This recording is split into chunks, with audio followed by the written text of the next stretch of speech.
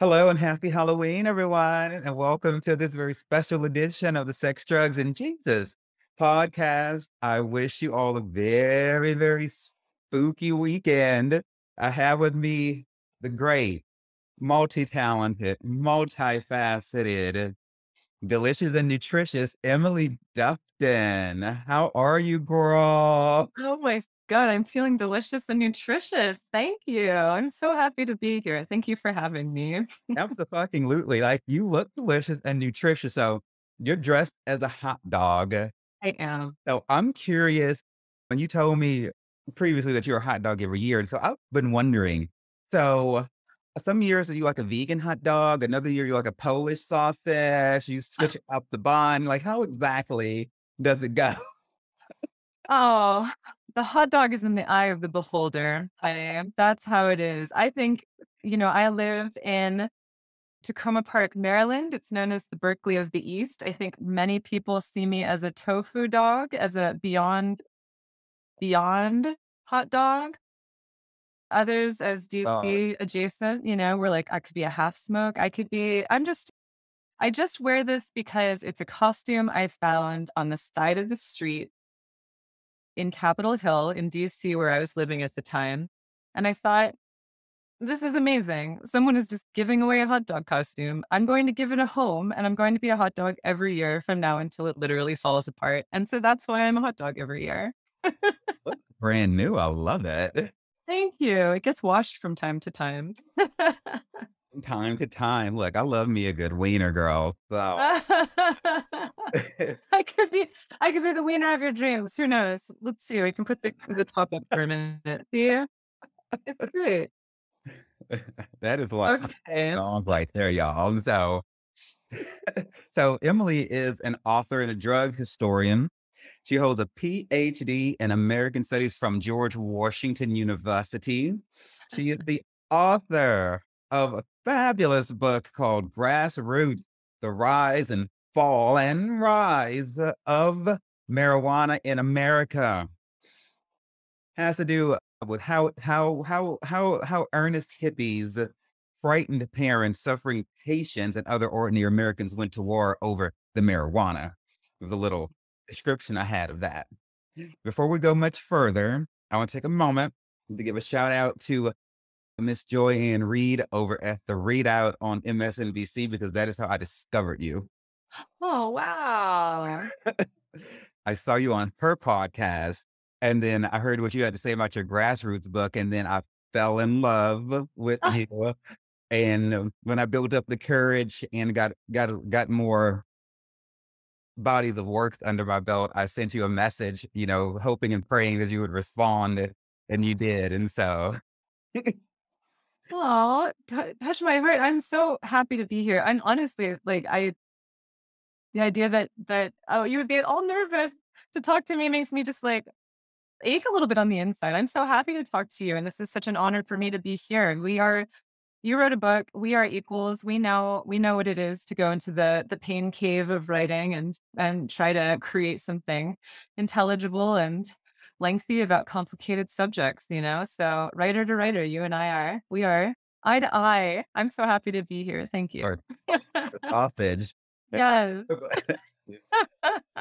So I'm like a glittery version of Fred Flintstone because as far as I'm concerned, we all know what Fred Flintstone and Barney Rubble were really doing over in Bedrock, honey.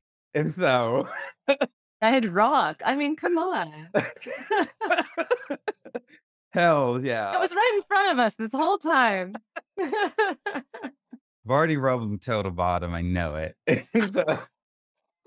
So in your own words, I've given like my take on you. Is there anything you'd like to say about yourself, your own personal history or anything? Gosh, like, what like, about writing Grassroots or about, like, what? Like, about me as a human being? Anything about you at all? Your favorite color? Place, place you traveled? We're gonna get into grassroots right after you tell us whatever it is you'd like to say just about Oh yourself. my You don't have to say golly. it all since I've already given a little history, so you don't have Oh, lovely. I'm a Pisces sun, Sagittarius rising, Pisces moon. I have 2 children, a boy who's 6, a little girl who's almost 3. I'm working on my second book right now, which is about the history of medication assisted treatment for opioid use disorder. And I won a couple grants to fund the work, and it's been super awesome. And hopefully, I'm going to go to Switzerland either at the end of this year or the beginning of next year to compare addiction treatment programs over there with America's treatments. So, those are, I think, by far the most pertinent facts about me that everyone should know. I think those are pretty damn good and relevant facts. The resurgence of healing with the drugs. Like, I just got back from Portland, Oregon, doing shrooms and so that is a psilocybin and what the fuck else? I did MDMA. I'd never Okay. did shrooms before in my life, and since I'm a veteran who suffers from PTSD, OCD, and all of these things, and I saw on Netflix and the How to Change Your Mind documentary, and on PBS, Uh, the History of Mental Illness documentary, how they've been using these hallucinogenics to help veterans. And I thought, okay, I'm not going to wait for this to be approved. I'm going to fly my happy ass up here and do these shrooms, man. It took 7 grams for me to like feel anything. And apparently that's like a lot. And so wow. I don't know, apparently, besides the social All work, that context. Yeah. So you did like an official clinical trial? it wasn't a trial. I paid for this. I found a social worker who was willing Oh. to do it in a psychiatric setting. Uh-huh. He feel like his woods are like an hour north of Portland into his cabin in the woods so that because he was like insistent that the environment be like right. Sure. And so it was like a guided assistant thing. It was clinical, but I paid for it. I didn't wait for a trial. Totally, totally understood. That's awesome. How was it? Was it a good experience? It follows me. So in a good way. So like if I smoke weed, it does not have an effect on me. I've tried different strands, different states, different times. I used to sell the hell out of it back in my drug dealing days, but I never fooled with it too much. I used to sell shrooms. I never did them either. But I have discovered that if I do like a CBD gummy, Mm. I will be sitting around looking like Towel from South Park. I feel that. But so the CBD does the same thing that the MDMA and the shrooms did. It Mm. quiet hit my mind. Mm. I was expecting to have one of those like really jerky experiences like I saw in the documentary, but that did not happen for me at all because my mind is always like this with the OCD and the PTSD and everything. Mm. For me, what those hallucinogenics did was it just neutralized it. And so I was just like still and just silent and quiet. And so I have found things that I used to have anxiety over, I don't anymore. Mm. And so basically that peace, it attached itself to me in that state of mind. I love that. So it quieted your mind down. How long did the quietness last? It's ongoing. So while Mm. the drugs had their effect on me, okay, on this room, the trees started to like move and the prints, the pattern in the carpet started dancing and doing its own thing and whatnot. So that was kind of freaky. But once that all settled down, Mm. you know, you know, so it's not like it would, I have found this has been like maybe 3 weeks ago that I was Mm. in Portland. It hasn't changed. I still Oh. feel peace. It's like and I experienced the same thing when I started experimenting with the CBD gummies, which has only been like maybe 2 or 3 months ago that I've Mhm. discovered that these gummies will have an impact on me. That's It's interesting. like it's a permanent thing with me. So, Wow. And have you had any kind of, I don't know, like sessions or counseling or anything to kind of talk about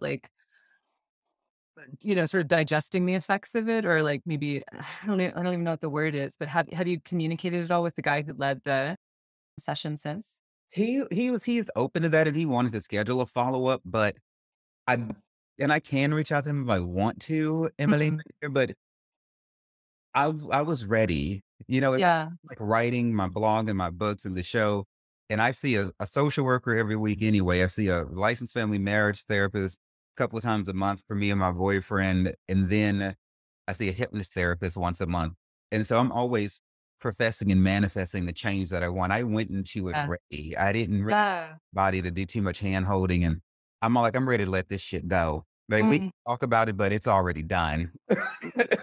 Oh, that's great. And this is the thing that allowed you to do that. Like, you're just like, I just need that final push to get it out, right? I love that. So The true. guy oh, yeah, sorry, keep going. You go, you're the guest girl. Oh, no. I'm just saying there's someone so I live right outside of DC in Tacoma Park, Maryland, and, which I think I've said already. But there's this doctor who just moved here and started a practice where he's doing exactly that. He's using ketamine though. And so he's doing these like lead ketamine therapy sessions. And then afterwards, he offers sessions to, I'm trying to remember like the verb he used. It wasn't like aggregate, but it was like to sort of like digest the experience. So you have this experience with ketamine that will hopefully released in the patient the same kind of things that released in your experience, and then he would kind of provide the counseling or the therapy sessions to help sort of bring make manifest the effects. And I thought, oh my god, like here it is, it's here, like sort of this ability to access these drugs in a therapeutic, private, like obviously like know industrial way, but it's here. And God, that is like 10 years ago, I think experiences like yours or like the one that this doctor is offering would have been like unimaginable. And yet now they're here and they're moving into all these communities. It's not just Portland, Oregon. It's like here in right outside of DC, it's everywhere. And that to me is a totally fascinating aspect of like drug policy in the United States. That's wild. Totally nuts. I'm so happy to have it here too. But as you warn in your book, Grassroots, that we're about to get into, these things tend to come and go at Yeah. times because this wasn't the first time that we were on the border of finding therapeutic uses for drugs before the war on drugs shut it down. And Right. so we're happy to have it back. And towards the end of the interview, I was most intrigued with the 6 lessons that you have for grassroots advocate people at the end. And so I'm really going to let you give that advice because I really feel like people need to hear that because people are feeling really grassrooty these days. And That's true. it would be great for them to hear your advice so that they can be helped. I had to go get my copy. I haven't looked at that in a while. That's right. I forgot I had like 6 little lessons in the back. The one I remember them yes, make your argument as sympathetic as possible was lesson 1, because the more you center like a really sympathetic identity in the middle of your campaign, the more likely people are to feel bad for you and generate empathic warmth and support, right? Which is why you always see like puppies, like with their ribs exposed because they're starving in the rain, chained to a box. And you're like, please take my money to save the puppy. Lesson 2, it's all about the money, which is exactly what we were talking about. Money buys influence. Lesson 3, be prepared to watch your progress disappear. Lesson 4, don't rely too heavily on the White House. Lesson 5, respect your opposition. And lesson 6, keep a sense of perspective. Wow, I forgot I wrote these. That's so interesting. Yeah, like, So what's, sorry, keep going. nothing else. So we'll talk about those towards the end because I thought those would be cute. Okay. So you can just kind of like, peruse over that while we're going through. And and then of course people go buy the book. So if you're a grassroots person and you want to figure out how to escape some pitfalls and things like that, I think this is a really good book. And if you want to have insight, because we're also passionate about this, this resurgence and everything, but I think that your book is like so evergreen, in the sense that, it's an ongoing battle in this country because as you say, it's the rise, the fall, the rise, it goes back and forth. There's no reason for us to be so arrogant as to assume that it can't fall again. Because as you lay out in the book, every time we have a rise for decriminalization, there's an opposing force that wants to fight that. Right. And it was no different then, it's the same way now. So you wanted to give a warning though for Halloween candy. I wanted to be sure that we have time for that because that was something you specifically requested. And so tell us this is Emily's warning about this Halloween candy, y'all. Oh my God. It's less a warning and just Oh, more of like, I just every year, well, this year in particular, I feel like there have been a lot of news stories about the rainbow colored fentanyl that apparently is going to show up in children's Halloween stashes nationwide. And I love it because like, it just goes to show how drugs, the concept of drugs, right? When we talk about drugs, we're never just talking about drugs, right? We're always talking about larger issues and larger questions and larger ideas. And I feel like this, like the new fear of 2022, Halloween 2022, of fentanyl being dispersed widely in like Halloween candy is just, it's a really convenient vehicle for like political mudslinging, right? And so the right can mudsling at the left by saying, oh, it's the liberals' open border policies that is allowing Mexican cartels to funnel this rainbow colored fentanyl across the borders. And now my kid's going to eat it thinking it's a sweet tart and die. So that's how like the right is mudslinging the left. And then the left mudslings the right in return by saying, right, you're so stupid. No drug dealer is going to give away drugs for free. That is not how drug dealing works. So that's like, so whenever we're talking about drugs, we're always talking about so much more than just drugs. Like like the concept of drugs is weighted with all of these other topics that we like press upon it. And it becomes something that is like kind of like a football, right? It's just always being thrown back and forth. People are always going to use the concept of drugs or the concept of punishment or the concept of treatment as a political vehicle to achieve other ends, right? Whether those are financial or moral or law enforcement, whatever. But I just feel like the Halloween candy saga that we go through every year is like kind of a good sort of visual entry point onto this topic that like drugs are always much more than just drugs, right? There are ways for us to discuss as Americans and as human beings concepts that are obviously like much more complicated and oftentimes more complex than just like fentanyl or pot or whatever else itself. So I guess that's like my opening concept for a conversation. Yeah, so as a former drug dealer, I can attest to what Mrs. Dufton is saying is true. We don't have to run around giving away drugs for free, honey, especially not to little children who don't have money to come back and buy any once they get addicted. That's it's It is complete. a profoundly bad marketing plan. No one benefits from it. No one benefits. But, just like, as you state in your book, the fear mongering is like a big deal coming from the left. And so, I mean, coming from the right. And so And sometimes the left. it can. It pains me to say, but it's just so true. You know, Sometimes we have to be honest about our own, you know what? I don't want a political party. I just want to be like me. I just want to be like me. you know, be Whatever free makes to it. be you and me.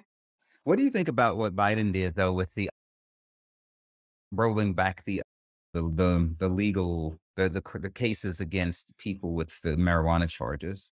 I mean, it was really interesting, right? It was kind of came out of nowhere, right? He hadn't talked much about like marijuana policy at all on the campaign trail or during these first 2 years. I remember Kamala Harris during the vice presidential debate was the very first presidential or vice presidential candidate to ever say during a debate, like, yes, I support decriminalization. And she said that. So Kamala mentioned it, but like Biden never did. So he comes out and he makes this announcement, and it's like its immediate effect is going to be relatively small because the only marijuana convictions he's allowed to overturn are ones that he can control, and he can only control federal convictions for possession. And that's not like that many. It's about 6,500 nationally, and I don't know the number. No one would give it. No one would give it, but it's also convictions for possession in DC because DC is federal. So that number might be more considerable than 6,500, but like I have not seen a news outlet give it yet. But anyway, like that's pretty small compared to the millions of people who have been arrested. It's kind of a drop in the bucket. But what he also said was he was going to talk to the Department of Health and HHS, Health and Human Services. He's going to talk to the FDA and he's going to talk to the DEA, to the three federal agencies in charge of drug policy. and he wanted to talk about descheduling cannabis. So right now, pot is a Schedule One drug, and it's been a Schedule One drug since 1970. And being Schedule One, that means that the federal government considers it to have no medical utility and a high risk for abuse, which is, of course, very silly since 1996, it became medical marijuana. So, of course, it has some medical utility. Its Schedule One placement has been kind of nuts for at least since 1996. He wants to talk about descheduling it, taking it out of the schedules completely. And if you deschedule a drug, that means it can become a legitimate, legal marketplace item like cigarettes or alcohol. It could become a commercial product. And that is a really big decision. It's already kind of becoming a commercial product, but those industries are like very cottage still. Like there is a huge medical marijuana industry and there is a growing recreational cannabis industry, but they're still like in the span of things, right? Like along the spectrum of products, it's still fairly small. So to deschedule it completely and turn it into a commercial product, that would transform the cannabis industry in the United States and ultimately worldwide. So it's a huge decision. It's the beginning of a huge conversation. So like right after he made that announcement, it was right before last weekend, people were like, I didn't really know what to make of it, honestly. But the more I've read like things on Twitter from people I respect and some articles, the more I realize he's launching like a pretty huge conversation. And now would be the time for activists who are interested in creating as, equitable and kind of fundamentally good natured an industry as possible. Like now would be the time for them to really get involved because, conversations about descheduling are happening and those are important. And, the time to influence the marketplace is now because it's starting to take shape, which is crazy. I mean, it's like the same thing we were talking about before where like now you can go someplace and have like ketamine treatment. Like these things are available. So it's time to figure out what like we actually want the industry to look like. Hell yeah, it's time to tap into that energy and push it forward. I feel you on that. So, so in your book, you take us from like prohibition back in the first part of the last century, all the way up to the day, and I thought it was very artfully done. So I wanted to read a little excerpt about the way like marijuana was viewed back then, from way back in 1917, from your book, if I may. And so it said the 1917 report from the Treasury Department noted that in Texas, only Mexicans and sometimes Negroes and lower class whites smoked the marijuana for pleasure and warned that drug crazed minorities could harm or assault upper class white women. Mhm. I felt like this, that sort of thinking still informs policy today. And I felt like when movies like The Terrible Truth and Reefer Madness, which you mentioned in the book, came out, I felt like that was like media's way of locking arms with the government and echoing what they're saying. And you don't really get into religion deeply, but I feel like the church also touched and agreed. Yes. So, The church was responsible for paying for the production of the movie Reefer Madness. I don't which church it was, I don't remember, but it was funded by evangelical Christians. There you go. There's your connection. hmm and see, I don't know. Like, I hate the fact that the church, I would have rather the church stand up and say, you know what, it's not for the government to enforce morality because God is not forceful. He's always gave the children of Israel a choice. He never came down here and mandated things in the way that we're trying to mandate them. So why don't we back off and leave this whole morality thing to the church? Instead, the church was like, well, we like to control people. The government likes to control people. So why don't we see if we can control them all together? Collaborate. Right? Oh my God. It's so true. And it's been so powerful like for so long. For so long. But it's true. Like, can you legislate morality? I mean, like, that's just this eternal question. And, You really can't. You can't punish someone until they're good. It just doesn't work that way, you know? No, nobody responds to that. Our children don't. And I love that your kids are like pretty much the same age as my two kids, which happen to be like Maine Coon mixed cats. My oldest boy is about to be 6 in March, and then my girl is 3. Oh, we have babies the same age. That's so funny. That's crazy. Wild. But it's true, like, you can't make them be good through fear or punishment, like, ever, ever. And and that it just always makes things worse. It always makes things worse. And that's why, like, I mean, that's why it's so hard oftentimes to have like rational discussions about things like drugs or religion, because like people just get too emotionally involved and you kind of think like you're gonna believe my way or I'm going to hurt you. Like I'm going to defend this to the point of violence. And it's just like that's why some people get mad at me about grassroots because they felt like I didn't take a firm enough stand, either way. And some people also, like, seem to have a really hard a hard they seem to have some difficulty with differentiating between smoking pot and writing about pot as, like, a historical phenomenon. It's like a lot of people just, like, make these really dumb jokes like, "Yeah, I bet you're using a lot of grass when you're writing Grassroots," or whatever, and I was like, "No, I was writing, like, a deeply researched, like, historical book based off of my PhD dissertation. Like, no, I wasn't high the whole time. Like, that's ridiculous."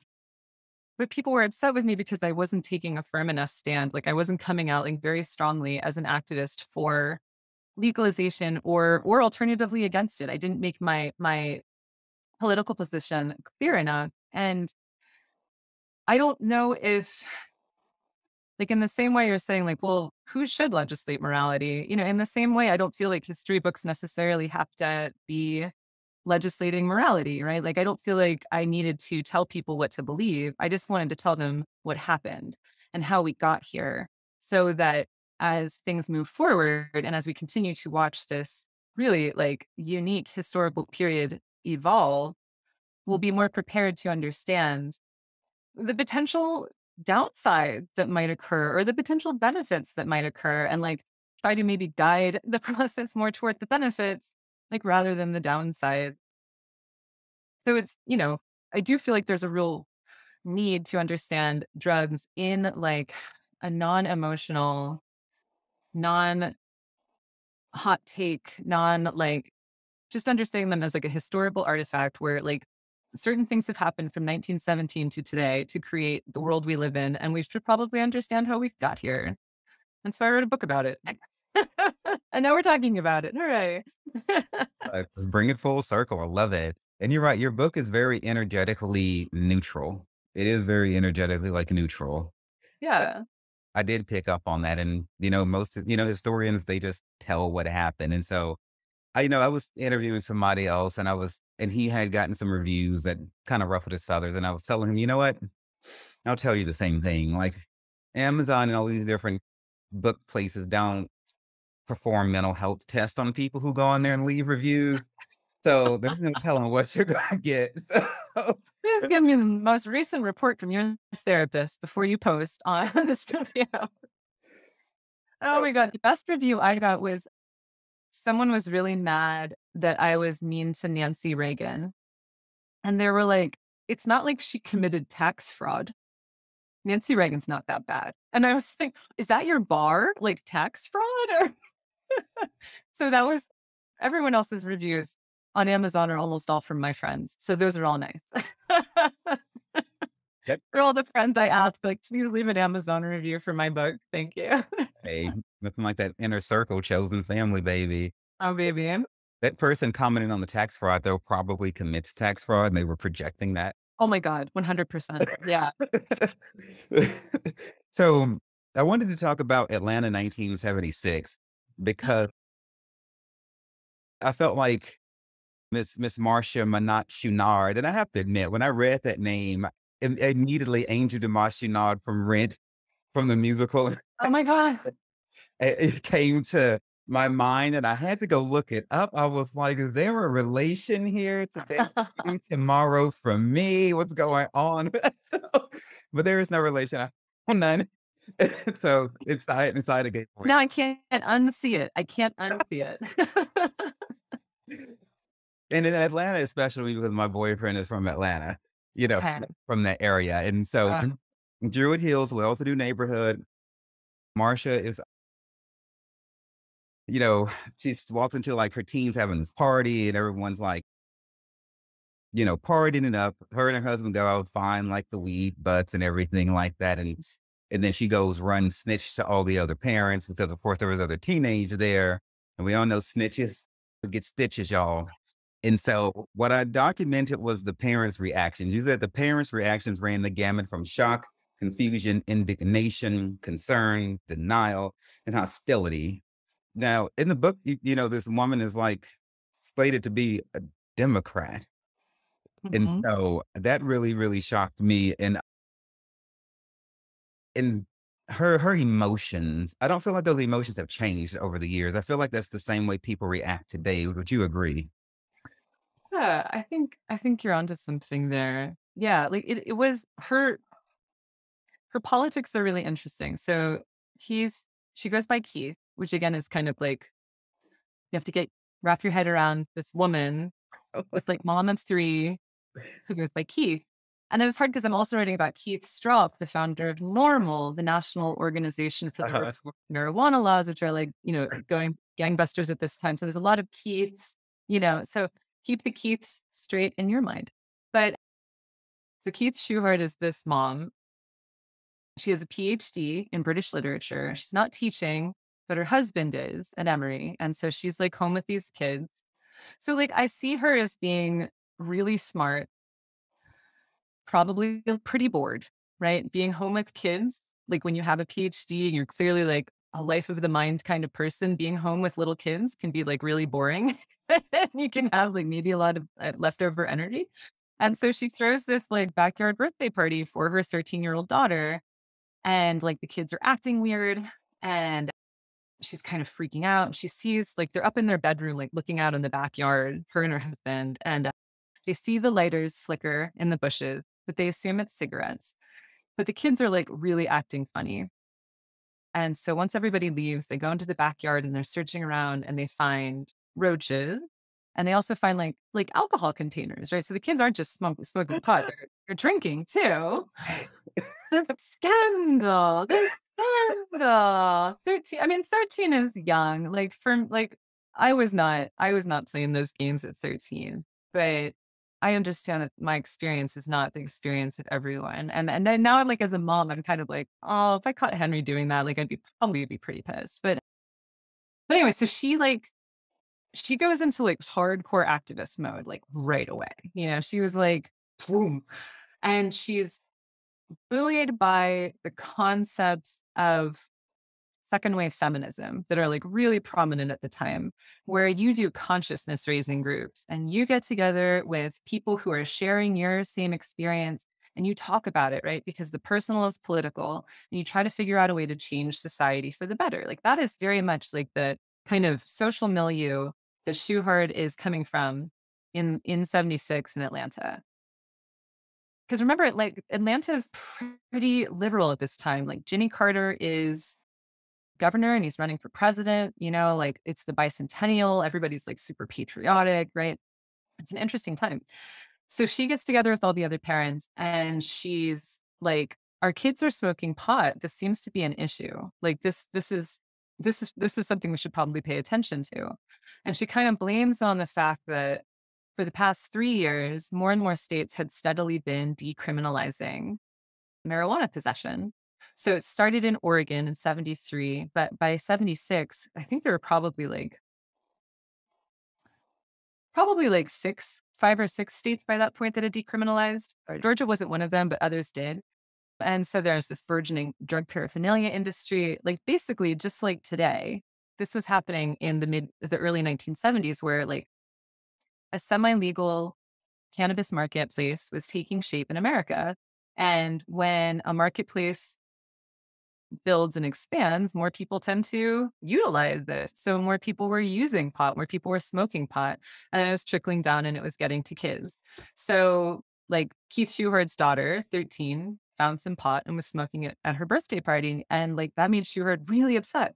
So even though she was a Democrat and she was a liberal, she was really opposed to what the liberal agenda had pushed, which was decriminalization. So she starts basically a nationwide grassroots army of parents to overturn decriminalization laws and kind of stop the burgeoning paraphernalia industry. And it just so happens that in 1980, 4 years later, when Ronald Reagan gets elected, he takes their concept, nationalizes it further, and then turns it into federal policy. So it was the parent movement that gave us basically the entire concept of just say no. So yeah, the 1980s were birthed in the 1970s in Atlanta, Georgia, 1976. Right, and right, thank you for breaking that down so beautifully, and I felt like from the way that you wrote, you really, really wanted people to know the importance that small community groups like this actually the impact that they have on federal policy, not as so that we don't undervalue this or underestimate. Totally. And so It's amazing when you tap into a zeitgeist like that, like what Schuhart and other people in Atlanta tapped into was something that it ended up people were feeling nationwide. And that's the exact same thing that was happening with medical marijuana laws. And it's the exact same thing that's happening with legalization laws now. I mean, people are tapping into like it's a zeitgeist right now, like more like I think Maryland, where I live, is I think we're voting to legalize this. I think we're voting to legalize next month. Like it's movement, baby. It's movement. may the force be with you. And the first, I think it'll pass pretty easily. I think it'll pass pretty easily. Now it's just a matter of what the market will look like, what we'll actually do with it in the state, which is crazy. It's a step. The thing that stood out to me about Mrs. Manashunad, For she kept saying like it was like for the children, the children. and for the children. I'm getting like flashbacks to WandaVision, with Disney when they're, her and Vision, Wanda Maximoff. Yeah, Marvel, I'm like geeking out right now, but they kept saying that thing for the children, and there weren't any fucking children because she had put them all to sleep. But I was like, okay, I wonder if she asked the children what they want, or was she just using them to enforce her agenda? Every time I see like a politician, especially like, you- I mean, especially like the Republicans and stuff like that, wanting to enact negative policies on behalf of veterans, for instance, me being a military veteran, Right. I'm like, I don't want you to do that. Like everything you're doing, I don't want you to do it. You didn't ask me. But they're like, our veterans wouldn't want My choice? Yeah. no. And so I don't know, that stood out to me Right. like for Yeah. the children, but that they don't I don't know what to call that. What do you call that when people do that? Are they calling themselves doing it in the name of righteousness? Are they getting now you're a parent now, so you have this feeling. Would you go and do something this adverse on behalf of your children without consulting their opinion first? And I don't understand Oh, they prefer that, right? They love to give me their opinions. right. But like I think you're pointing to a really important question, right? Which is like, where do the rights of children end and the rights of adults begin, right? So, like when Keith Stewart and everybody else in the parent movement is saying, "Oh my God, we have to repeal decriminalization laws because of the children. Like, do it for the children. The children are being harmed by these drugs."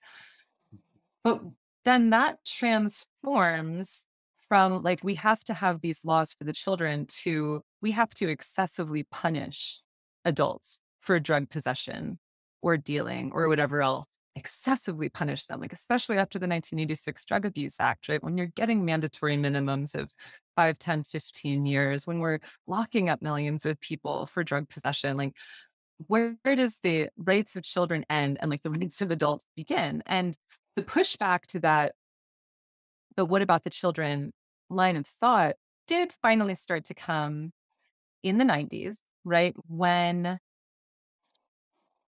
marijuana legalization efforts dovetailed with the gay rights movement in what I think is just one of the most fascinating, like historical coincidences ever, right? So in California, in San Francisco, as AIDS is starting to decimate the gay population, you have a couple of activists, including Dennis Perron and Brownie Mary Rathbun, whose real name was Mary Jane, which is crazy.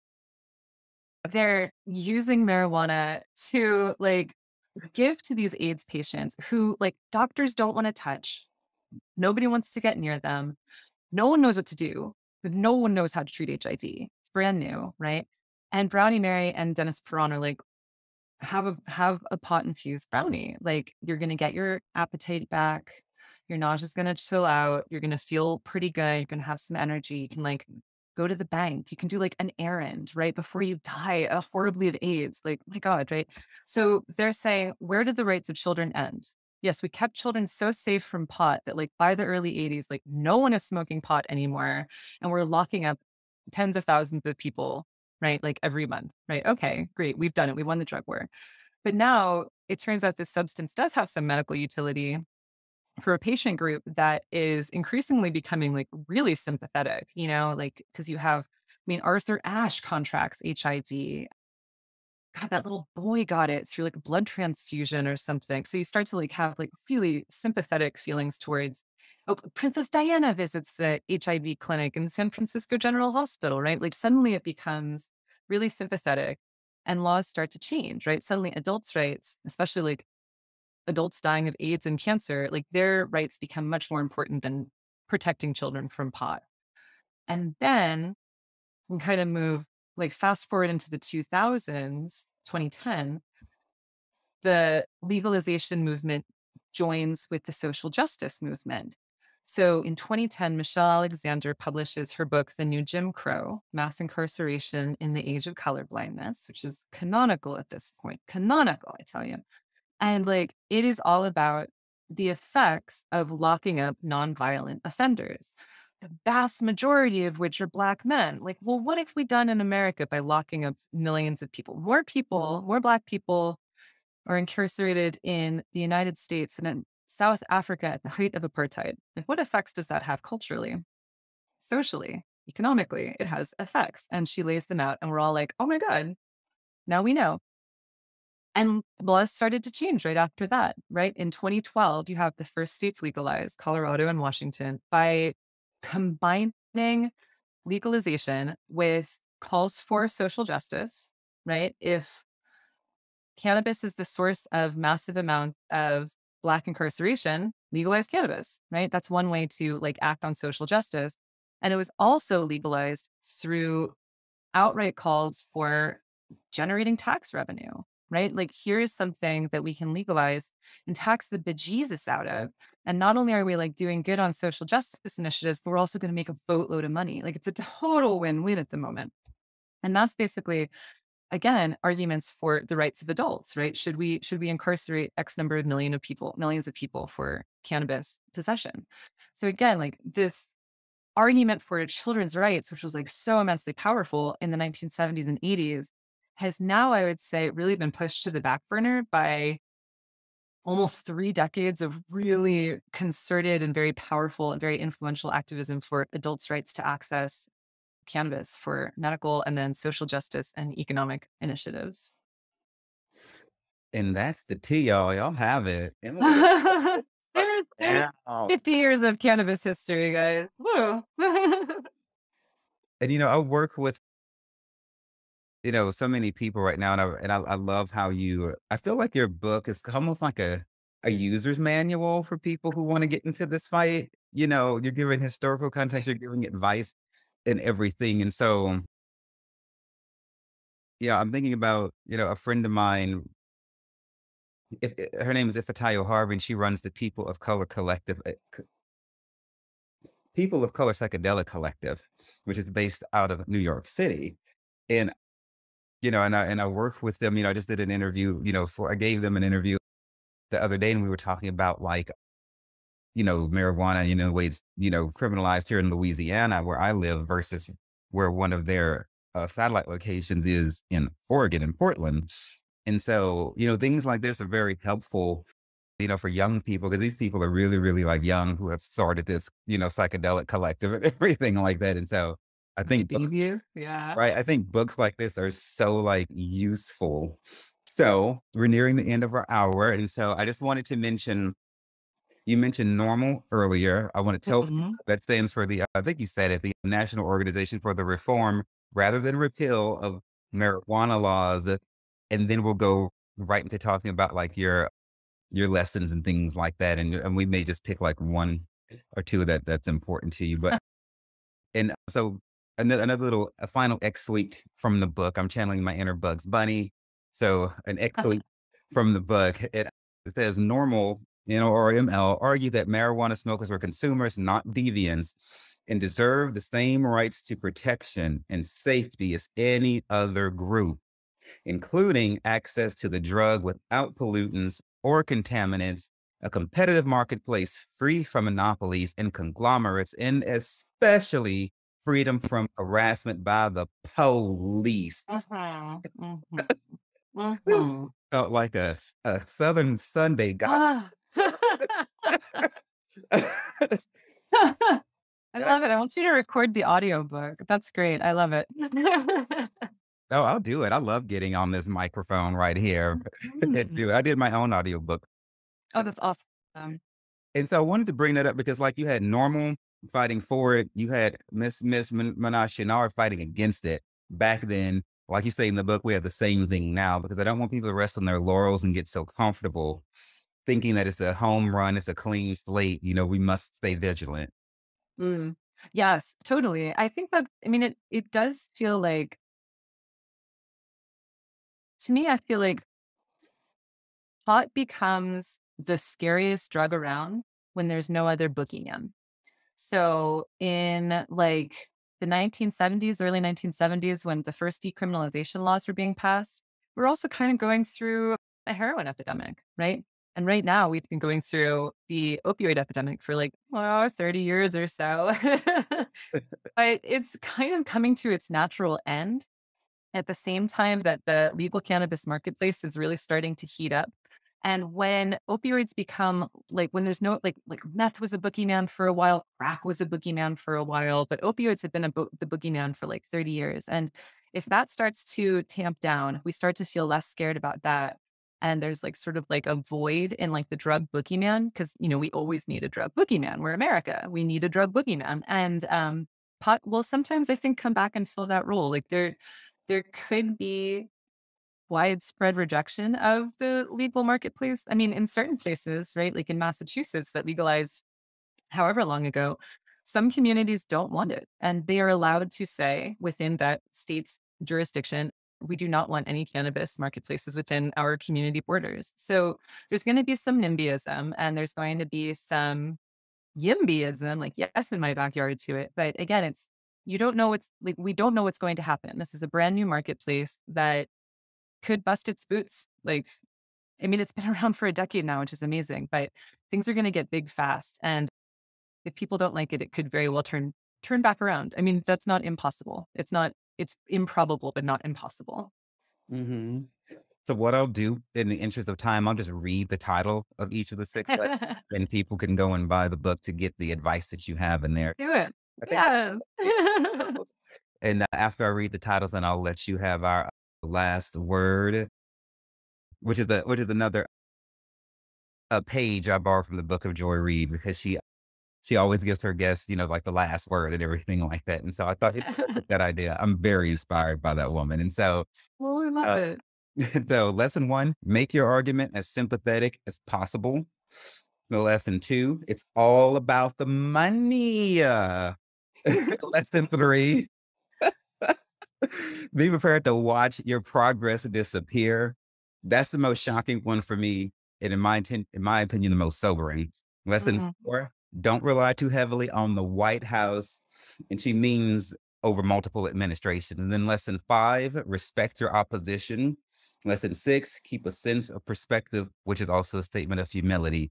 So her website is emilydufton.com, social media, Facebook, Twitter, Instagram, media.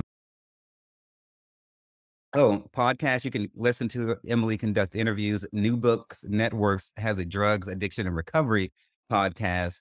This book is Grassroots. And then she already mentioned the other one she has coming out. So with that, I'm going to shut my cock holster up And any last anything that you would like to say, and just take it away, darling. Oh, my gratitude is to you for having me, but also for bringing your message and your love and your light and your spirit to the people. I am grateful to you and for all the work you do. So thank you very much. All right. Thanks everybody for tuning in. Happy Halloween. Happy Halloween! Don't eat fentanyl candy.